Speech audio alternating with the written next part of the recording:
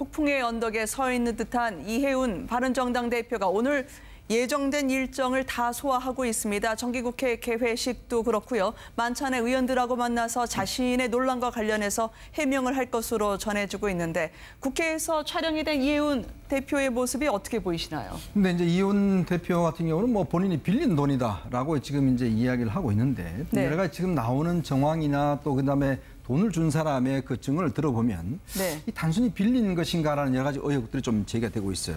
이해운 대표 입장에서는 저렇게 일정을 꼬박꼬박 나오는 게 반드시 필요하겠죠. 만찬은 조금 그렇죠. 전에 취소됐다는 전원이 다시 들어왔습니다만 어제도 연찬회 과정에서 바른정당 의원들이 서너 명씩 모여서 수기를 하는 조금은 어수선한 모습이 연출됐는데 김무성 전 대표도 어깨를 토닥이면서 위로하는 듯한 모습이 포착됐거든요. 지금 이 상황에서는 주호영 원내대표도 지금 뭐 그런 이해운 원내대표가 거친 문제는 결단해야 된다, 뭐 본인이 결단해야 된다 이렇게 이야기를 하고 있고 사실 네. 뭐 속으로 보면 상당히 좀 압박을 하고 있는 형태인 것 같고 지금 나오는 사실만 봐도 이해운 대표가 며칠 전에 사실 이 상황이 이제 보도되기 전에 그 당사자를 만나서 이제 네. 뭐 돈을 갚았다라고 이야기를 하지 않습니까? 근데 그 당사자는 지금 전체 준 돈이 한 6천만 원인데 그중에서 4천만 원 정도밖에 못 받았다라고 하고 지금 일단 진정서를 지금 검찰에 냈습니다. 네. 그렇다고 본다면 검찰은 일단 내주 중으로 일단 조사를 시작하겠다는 것이거든요.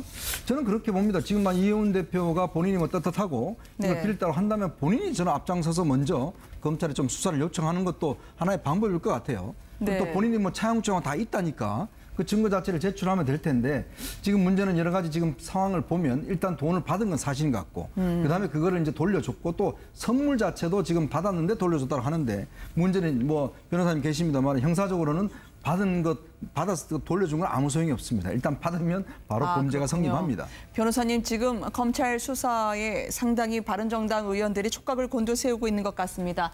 말이 어긋나는 게 많습니다. 차용증이 있다고 하지만 차용증 쓰지도 않았다라고 하는 사업가 A씨의 전원이 있고요.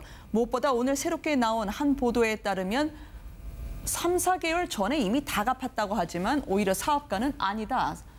논란의 보도가 나오기 사나흘 전에 전화 와서 돈을 갑자기 갚겠다고 제안을 했다라는 거거든요. 일반적인 사실관계는 검찰 조사를 하면 금방 밝혀질 수 있을 것으로 보입니다. 왜 그런가 하면 두 사람 사이에 돈이 오간 건 맞는 것 같고요. 네. 그러면 왜 오갔는지 그 돈의 성격이 무엇인지가 이제 규명돼야 되거든요. 그래서 과연 이렇게 나한테 돈을 주면 내가 당신 사업을 도와주겠다 하는 말하자면 뇌물성 또는 정치자금성인지 아니면 순수하게 빌려준 것인지 그거에 네. 대한 이제 소명이 돼야 될 걸로 보이는데 지금 뭐 일반인으로서는 좀 석연치 않은 점은 이해운 대표께서는 뭐 이렇게 경제적으로 어렵지 않으신 분으로 알고 있는데 왜 빌렸는지 그 점에 대해서 좀 적극적으로 소명을 하셔야 될 걸로 보이고 하여튼 뭐 빈촉 맞더라도 안 맞는 게 나은데 이해운 대표는 좀 어떤 깨끗한 보수를 주창하시는 입장에서는 이미지에 좀 타격이 있을 걸로 보입니다.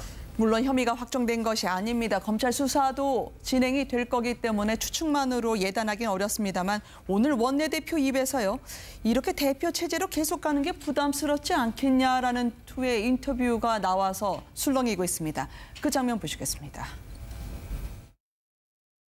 저희들도 매우 곤혹스러운 상황인데 네. 객관적인 증거나 이런 과정 없이 서로 추측으로 왈가왈부하는 것 자체는 저는 별로 이 사건 해결에 도움이 안 된다고 보고요. 네. 사법 과정에서 엄정하게 그 잘잘못이 가려질 거라고 그렇게 봅니다. 상황의 진전에 따라서 이 대표가 결심할 상황이고 네. 또 상황의 진전에 따라서 당원들의 뜻이 모아질 걸로 봅니다. 네. 이렇게 되면은요, 이해운 대표 입장에서는 백척간두에 서 있다고 생각할 수밖에 없겠습니다. 의원들이 이제 팔짱을 끼고 돌아서지 않을까라는 그런 의구심을 불러일으킬 만한 장면이었는데요. 무엇보다 많은 분들은 재산이 65억대, 일명 금수저면 금수저라고 불릴 수 있는 이해운 대표가 6천만 원, 그리고 몇백만 원대 가방이 필요하지 않았을 수도 있었을 텐데라고 의문을 제기하거든요. 본인은 뭐 당시 지금 사업가 이 A 씨하고 상당히 동거래가 있었던 그 자체가 지난 총선 직전에 네. 자신이 상당히 공천을 치열하게 공천 경쟁을 벌이고 있을 당시에 이제 코디나 홍보의 전문가라고 해서 지금 접근해 왔다는 거 아닙니까? 그러다 보니까 근데 공천 받는데 명품 가방이 그러니까 그 중요한가요? 받는 과정에서 코디를 하니까 필요한 가방도 있고 뭐 이런 것들을 소품을 갖다 주니까 아무 생각 없이 받았다는 것이죠. 네. 그리고 당장 또 본인의 그 이미지의 그 뭡니까 보강을 위해서 다른 여성 잡지 같은데 홍보용 기사를 내주는데 그분이 돈을 또 대주고 뭐 그런 과정에서 자연스럽게 엮여 들어간 것이 아닌가 하는 생각이고, 그리고 또 한편으로는 네. 이해운 그 의원 입장에서는 당시 상당히 또 뭐 자기 나름대로 또 경선이라는 공천이라는 그 과정에 혼자 그게 너무 몰두하다 보니까 그런 이 금품 문제에 대해서는 또 상당히 호의를 갖고 접근한 사람이니까 그게 마음의 경계를 조금 낮췄던 것이 아닌가. 그럼에도 불구하고 앞서 말씀하신 것처럼 상당히 지금 국회에 지금 그 신고 재산이 60억대가 넘는 분이 뭐 500만 원, 600만 원 이런 식으로 그 돈을 찌끔찌끔 빌렸다가 또 갚기도 했다는 그 자체는 사실 일반인들이 들었을 때 과연 그것이 이해가 될 것이냐, 네. 좀 납득이 안 되는 부분이 있는 것이거든요. 그래서 만약 이 부분에 대해서 검찰이 이 지금 이제 공식적인 조사에 들어갈 거고 수사를 갈 것인데 여기서 만에 하나 이해운 의원에 대해서 만약 기소를 하게 될 경우에 네. 그 경우에는 아까 조호영 의원이 이야기했다시피 자신의 그 거취를 어떤 식으로 결정할 수밖에 없지 않을까 하는 생각입니다. 아마 제가 당헌 당규를 정확하게 바른정당이 당헌 당규를 정확하게 모르겠지만 아마 일반적인 경우는 지금 당원권 정지가 되면 당대표직을 내려놓아야 되는 상황이 되기 때문에 그것은 이해운 의원뿐만 아니라 당에 미치는 영향도 그 후폭풍이 만만치 않을 것 같습니다. 이해운 대표가 사업가로부터 금품을 받았다라고 서로가 이야기하는 그 시기가 지난 2015년 10월부터 2016년 3월까지 국회의원 과연 서초갑에 누굴 내놔야 하는 부분 갖고 치열하게 명운을 건 일전을 펼쳤던 시기였습니다. 당시 후보였던 조윤선 전 장관과는 면접장에서 눈길 한 번 안 줄 정도로 신경전을 벌였던 그 치열했던 장면이 있지 않았겠습니까? 표차도 불과 1%포인트도 안 났던 때고요. 그 장면으로 보시겠습니다. 그만큼 둘에게는 중요했던 선거였습니다. 잠시만 좀. 아니 원래 가나다 자식이 이렇게 앉는 구도가 아니기 때문에 저는 여기는 안 앉을게요. 구도가 앉는 구도가 지금 틀렸어요. 이거 여기 맞죠? 거기 자리가 있어요? 자리가 있어요. 굉장히 저돌적이다. 그리고 주민들한테도 그렇게 다가간다라는 점을 말씀하셨는데 저 역시 같은 점을 좋은 점으로 윤선 후보에 대해서는 닮고는 싶은데 제가 닮을 수 있을지는 모르겠다. 얼짱이라서 참 가점이 많은데 그건 제가 닮을 수 있을지 모르겠다 그랬어요. 비수가 오간 듯한 서로의 장점 평가하기였습니다. 만감의 교차하는 장면이셨을 것 같아요, 국민들에게는. 참 지난 총선에서 가장 정말 그 어떤 관심을 가졌던 지역구죠. 사실 네. 이제 조윤선 장관 같은 경우는 어떤 면에서 보면 당시에 박근혜 전 대통령이 정말 찍어서 내려보낸 그런 스타일이었거든요. 당시에 좀 친박들 같은 경우는 다 사실은 조윤선 장관을 밀었고 네. 사실 이제 우리 기자들도 보면 이런 상황에서 당연히 조윤선 장관이 되는 게 아닌가라고 생각했었는데 정말 이해운 의원이 정말 저돌적으로 네. 저돌적으로 밑바닥 민심을 훑으면서 경선에서 1% 차이를 이겼습니다. 네. 그다음에 엄청난 이변이 일어난 것이거든요. 그러니까 그때 상황을 보면 아마 이제 이해운 대표 입장에서 본다면 정말 자신의 정책 명운을 걸고 했던 때죠. 아마 그런 상황에서 여러 가지 도움이 많이 필요했을 것이고 추정을 해본다면 네. 이제 그 중에서 이제 이 A 씨가 그 중에서 한 사람이 아니겠는가라는 상상을 해봅니다. 네. 그런 상황에서 이제 아마 조윤선 대표가 이해운 대표가 많은 부분에서 어떤 좀 도움 중에서 받았는데 그것이 이제 현실적으로 문제가 됐던 것인데 문제는 저렇게 경선전이 치열해지면 뭐 돈도 많이 필요할 텐데 일단 저렇게 의원들이 치열해지면 먼저 자기 돈을 씁니다. 네. 왜냐하면 자기 선거기 때문에. 근데 왜 하필 그때 이해운 대표는 자기 돈을 쓰지 않고 여러 가지 좀 문제가 될 만한 도움을 받았을까? 그냥 정치하는 사람들은 알거든요. 저렇게 와서 도움 준다는 분들 순수한 돈, 깨끗한 돈 이야기하지만 다 나중에 문제가 된다 아는데 네. 왜 그걸 굳이 했을까라는 의문이 솔직히 듭니다.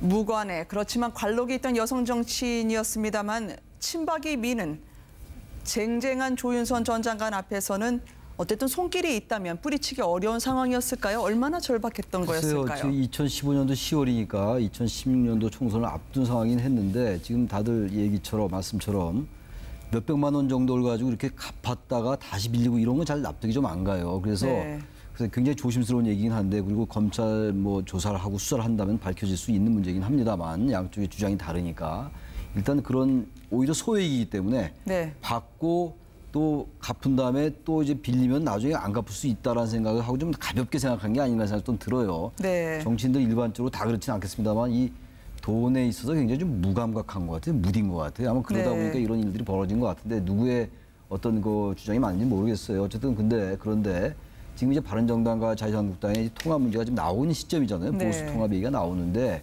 게다가 지금 최근에 바른정당 대표 이해운 의원이 상당히 중도 개혁적인 발언을 많이 해서 상당히 그 주목을 많이 받았던 게 사실이었거든요. 그런데 네. 이런 이제 문제가 나오고 전반적인 여론은 이해운 대표에게 썩 그렇게 안 좋게 돌아가는 것 같아요. 검찰 수사와는 그렇습니까? 별도로. 네. 그렇다면 이제 리더십의 손상은 이미 왔다고 보여집니다. 그 주호영 원내대표 얘기도 아까 있었습니다만 그러면서 이해운 대표에겐 큰 정치적 위기다. 그리고 바른정당에게도 네. 큰 난관에 봉착했다 이렇게 볼 수가 있습니다. 네. 검찰에서는 어떻게 수사를 하게 될까요? 일단 배당을 오늘 할 줄 알았는데 미뤘거든요. 그렇겠죠. 뭐 오늘 사실 뭐 오늘 수사나 뭐 원리라 수사나 큰 차이는 없는 걸로 뜨거운 그게 감자라고 생각하는 건 아닐까요? 좀 더 좀 네. 이게 돌아가는 걸 좀 보면서 하겠죠. 그렇기는 하더라도 시간이 오래 걸리지는 않은 게 일단 뭐 진정서를 냈으니 진정서를 낸 그 여성 그 회장을 불러서 구체적인 조사를 상세히 할 것이고 그다음에 본인이 주장하는 여러 가지 증거를 내라고 하겠죠. 휴대폰에 뭐 감사하다는 문자가 왔더니 그것도 이제 증거로 할 것이고 또 뭐 네. 어느 뭐 기업의 뭐 부회장을 만나고 했다고 하니 그것도 네. 이제 첨부를 할 것이고 또 그런 그 기업의 그런 대기업의 임원들도 불러 조사를 할 것이고 그런 조사를 한 다음에 또 이혼을 부르겠죠. 네. 돈을 갚았다고 하니 갚았다는 증거가 있느냐, 송금을 했느냐. 아니면 어떤 방법으로 갚았냐 거기에 대한 증거를 내라고 할 것이고 그래서 네. 그런 걸 하게 되면 뭐 길지는 않을 걸로 보입니다. 사실 파악하는데. 알겠습니다. 네 분과 함께 짚어본 정가 소식이었습니다. 감사합니다.